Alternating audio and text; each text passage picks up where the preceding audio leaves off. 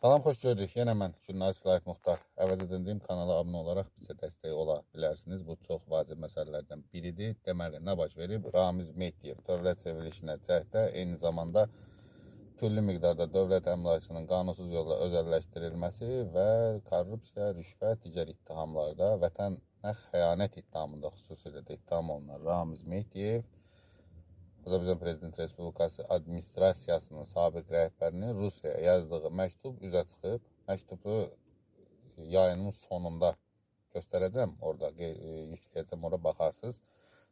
50 nəfərlik bir çevriliş heyəti hazırlayıb, eyni zamanda təklif edir ki, Rusiyaya, Azərbaycanda çevriliş eləyək.